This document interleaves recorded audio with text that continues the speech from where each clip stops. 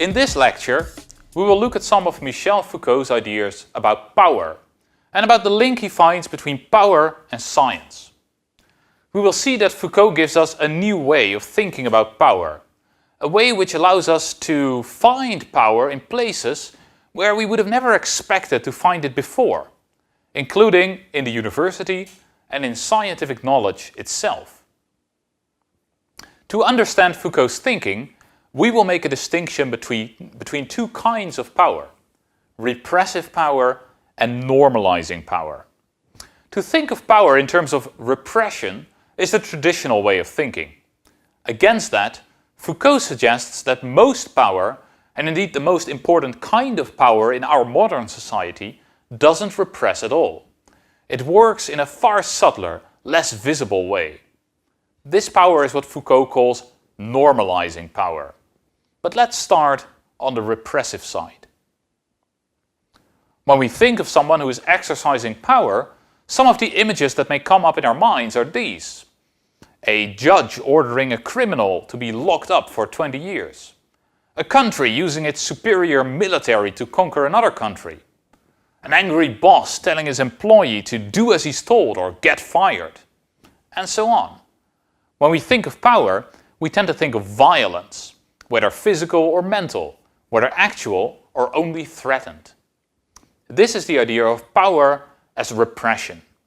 You want to do one thing, but someone else uses their power to force you to do their bidding instead. Now, such power is undeniably effective, but there is also a sense in which in each of these cases, the need to apply power implies a failure. The state only has to lock up criminals if its laws have been broken. The bigger country only needs to go to the trouble of invading the smaller country if it has failed in other ways to make the smaller country do what it wants.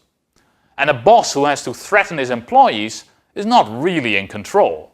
A boss who is really in control is obeyed without the need for threats.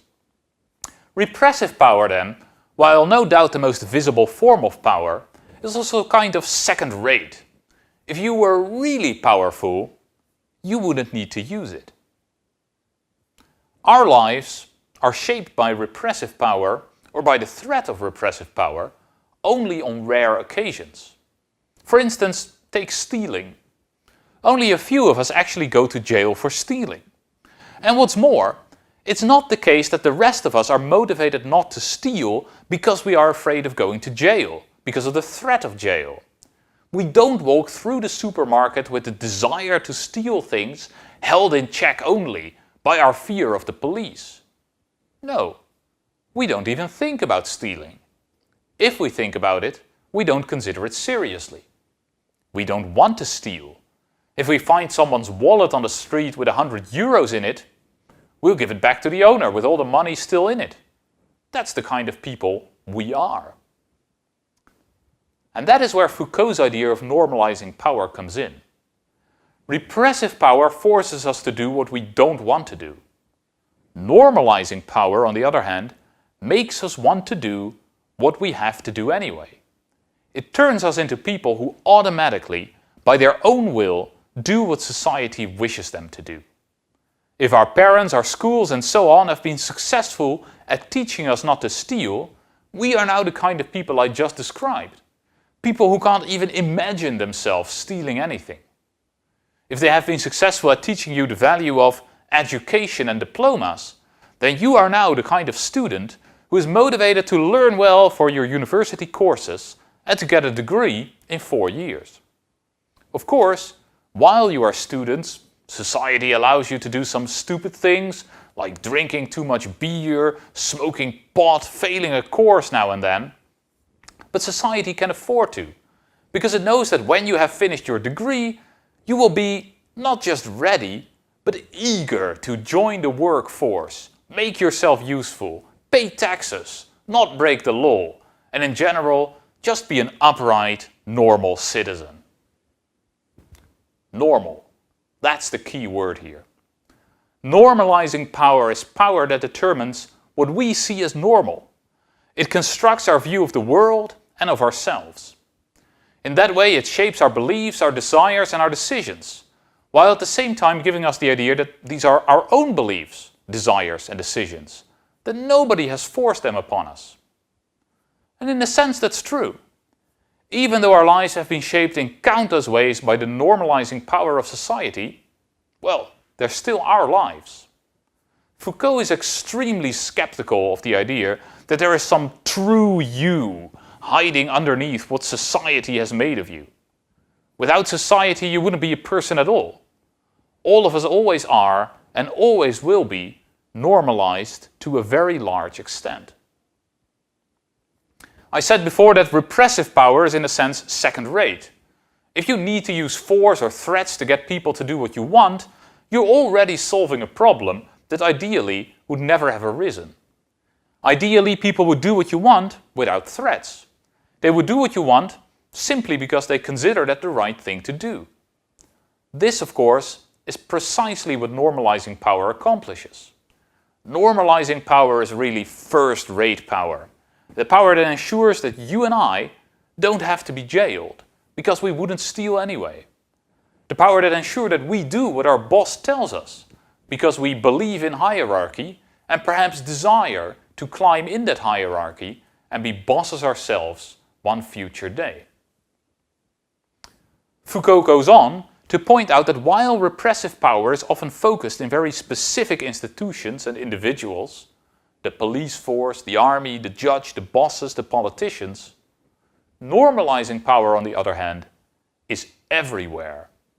The family is a source of normalizing power, and so is the school, the university, the hospital, the psychiatric clinic, and even the commercial break on television, which tells me that I should desire to smell of musk and ginger. If we want to understand how power works, these are the institutions that we need to analyze and understand. And a large part of Foucault's work is dedicated to doing exactly that. Two important things follow from Foucault's view. First, that power is not something that is wielded by a few powerful people at the expense of others. On Foucault's view, everybody is subjected to power. Society has given the employee an idea of how an employee should behave, but it has also given the boss an idea of how a boss should behave. The boss might have more repressive power than the employee, but both of them are equally subjected to normalizing power. And the same holds for everyone. Nobody is free. Second, it follows that scientific knowledge cannot be divorced from power. For one thing, the institutions which generate and spread scientific knowledge are themselves sources of normalizing power. A university education is turning the student into a person who thinks and acts in certain ways. And by the time you are a working scientist, you will have incorporated an entire way of thinking so deeply that you'll never get rid of it again. But perhaps even more importantly, scientific knowledge itself is an extremely important standard of normalization. Based on science, doctors get to decide whether I am sick or healthy, and thus whether it is normal for society to expect me to work for my money. Based on science, psychiatrists get to decide whether my behavior is normal or a sign of mental illness. Based on science, economists get to decide at what age I can stop working. Based on science, historians get to decide what I am taught about the origins of my society. And so on. Science is not divorced from power. It plays an extremely important role in the social structures that surround us, and those structures are continuously exerting their normalizing power on each of us. So, what's the use of knowing all that? Again, Foucault doesn't believe that you can radically break from the ways you have been shaped by society, because then there would be nothing left. But he does believe that by becoming aware of all the many ways in which we are subjected to power, we can be a little more autonomous than if we remained in the dark about this and erroneously believed ourselves to be as free as birds.